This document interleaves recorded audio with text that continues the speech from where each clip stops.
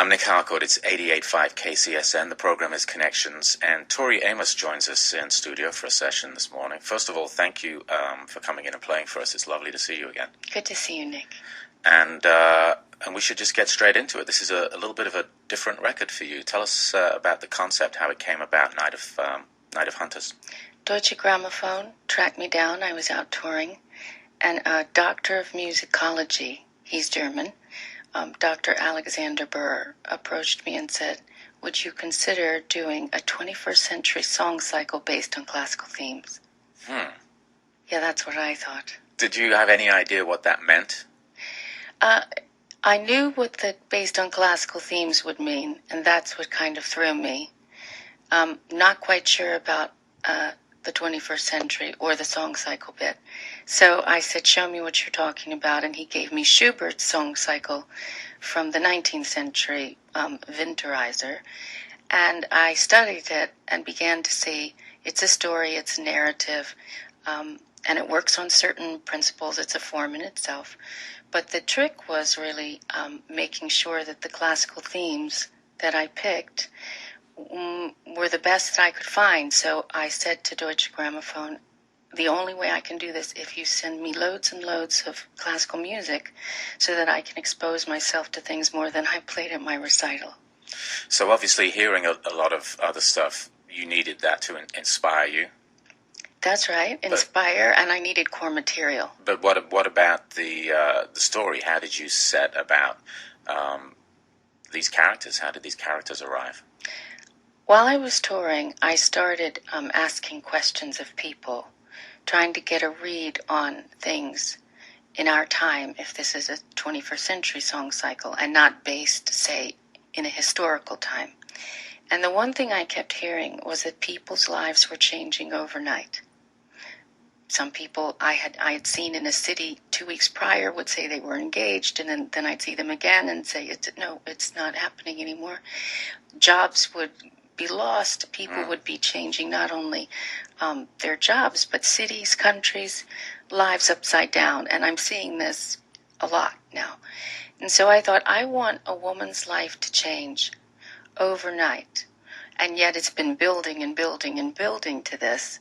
And I felt that with all the wars that are going on every day out there, they're the wars that happen inside. And they're the ones that we need to talk about. I mean, I started thinking war spelled backwards is raw. And relationships can get to that place. And that's what I felt like I needed to set as the center of my story. Now, clearly, that's a very defined place to come from once you decide that that's the theme, change. How did you then explore that, and how did you come to write the words, and how did these songs come together? There's an old house in Ireland that we got in 1995, and I've been studying Irish mythology when I can. I'm fascinated by it.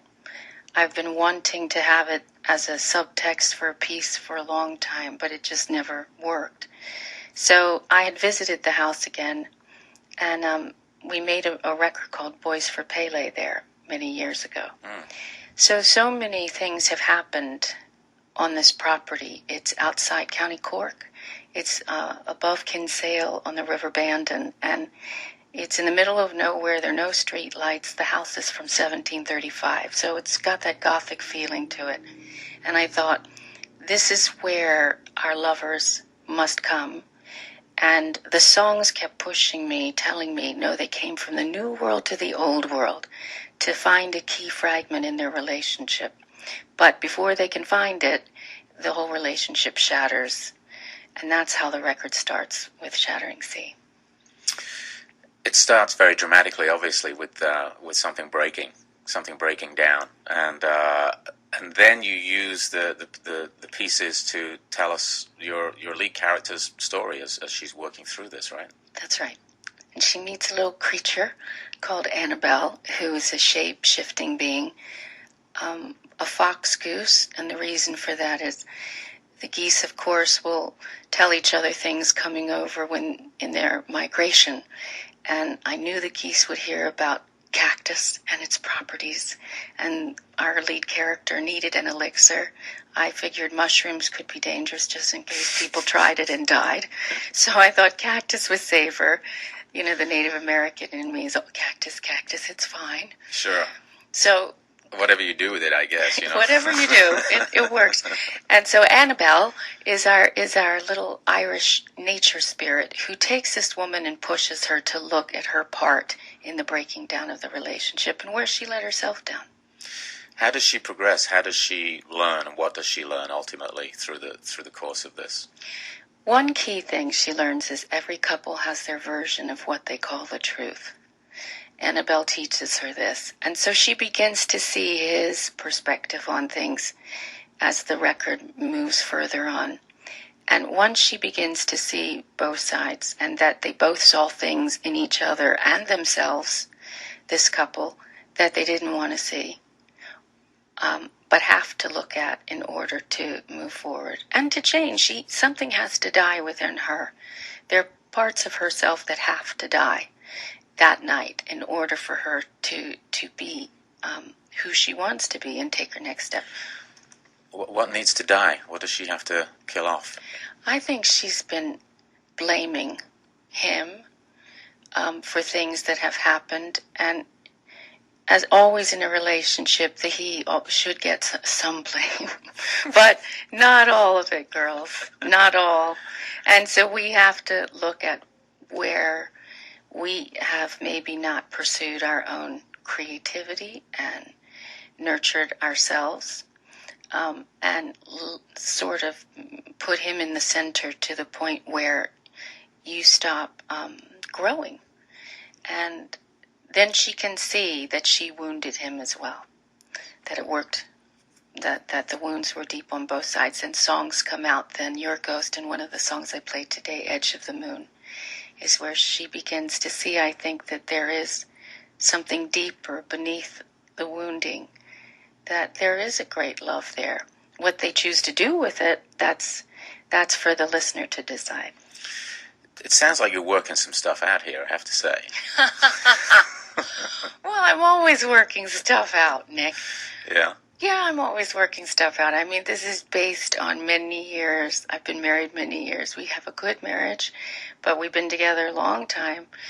My husband is a muse for me. He's British. He finds that funny. But that's what being together is. So it wasn't written based on 1 week of experiences. It's been written after many years of being together. And interestingly enough, I guess, being reborn over and over within your relationship. Over and over. And a good relationship takes work. I love to work. Work isn't a pejorative, but you have to think about what you're saying, and you have to understand sometimes how people hear things and when to be supportive. You know, when to be supportive and not, be like everybody else. There has to be, I don't know, that place in a relationship where you keep the romance going, and you're not, you're not a coach. You're not there to criticize. It takes a little thought. Yeah, it takes a lot of thought. Yeah. Now your daughter shows up on this record as well. Yeah, she plays Annabelle. Tell us, was that something that you knew from the top that would happen, or how did it come about? Were you ready to have her sing on your stuff? I don't know. I mean, I am ready. Clearly. At the time, I think it happened, it was over a year ago. I heard her singing in the shower. And she had just, she had well auditioned for Sylvia Young by then. That's a performing arts school in Britain that she wanted to get into. She's been acting for years. She discovered the blues when she was 9. She said, "Mummy, when I discovered the blues, it all made sense." Is it weird having a kid with an English accent? It's very weird. I have kids with American accents. It just blows me away all the time. I'm like, really? Anyway, I'm sorry, go on. Yeah, no, it's true. It's true. And so the thing is, I would talk to her about what I was doing. We were at the beach house in Florida, and she started helping me develop Annabelle. And she would say to me, okay, why do grown-ups wait so long to fix their problems? And I would say, no, that's a very good point. I think Annabelle needs a bit of the sagey wisdom, but that comes through a child's voice. Well, congratulations on the project and putting it together. Are you going to tour it just this way, just you and the piano? No, we're going out with a string quartet.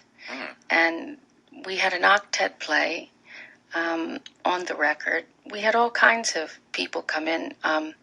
Also, a contrabassoonist came, and my niece Kelsey played the fire muse. So we had a whole group of people, but I couldn't take the girls out of school. So I can't do the song cycle in its entirety, or social service will be tracking me down. So I'm taking out the quartet, the string quartet, who are Polish, and they're doing, of course, songs from Night of Hunters, but we're doing songs from the catalog that have been arranged for string quartet. Oh, it sounds beautiful. It's exciting. Yeah. Different kinds of songs, though. Yeah. Maybe some very unexpected. Cool. Well, I look forward to seeing that. The new album is called Night of Hunters, and here on Connections at 88.5 KCSN, Tori Amos is going to play some more for us. Thanks so much. Thank you.